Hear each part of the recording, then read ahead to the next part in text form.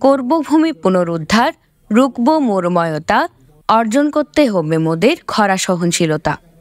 এই প্রতিপাদ্যকে সামনে রেখে বিশ্ব পরিবেশ দিবসের আলোচনা সভা ও চিত্রাঙ্কন প্রতিযোগিতায় বিজয়ীদের পুরস্কার বিতরণী অনুষ্ঠান হয়।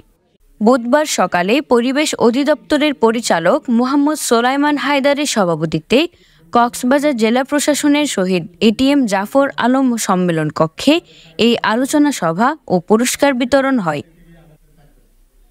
এতে প্রধান অতিথির বক্তব্যে জেলা প্রশাসক মোহাম্মদ শাহিন ইমরান বলেছেন, কক্সবাজারের দরিদ্র বা নিরীহ মানুষ পরিবেশ ধ্বংসে জড়িত নয়।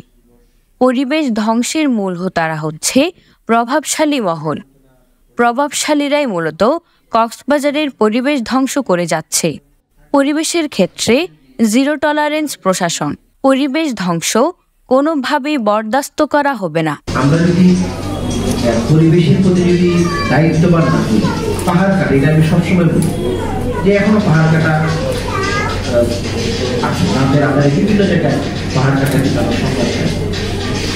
এটি কোনোভাবেই এই মানুষদেরকে আইনের আওতায় আনার ফলেও নিগৃহীত করা যাচ্ছে। অবৈধভাবে বালু উত্তোলন চলছে বিভিন্ন জায়গায় এবং প্রতিনিয়ত কিন্তু জরিমানা হচ্ছে।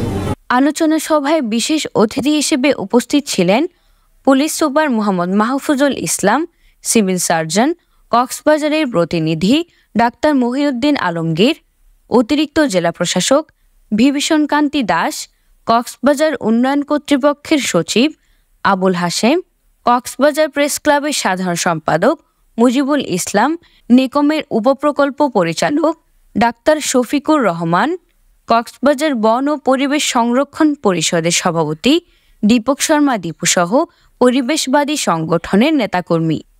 এতে স্বাগত বক্তব্য রাখেন পরিবেশ অধিদপ্তরের উপপরিচালক মোহাম্মদ নুরুল আমিন।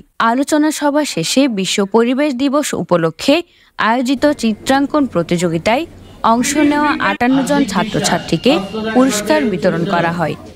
এর আগে বিশ্ব পরিবেশ দিবস উপলক্ষে জেলা প্রশাসনের কার্যালয় থেকে বর্ণাঢ্য র্যালি বের হয়ে শহরের শহীদ সরণি সড়ক প্রদক্ষিণ করে জেলা প্রশাসনের কার্যালয়ের সামনে শেষ হয় এই বর্ণাঢ্য র্যালি। News desk, CCN.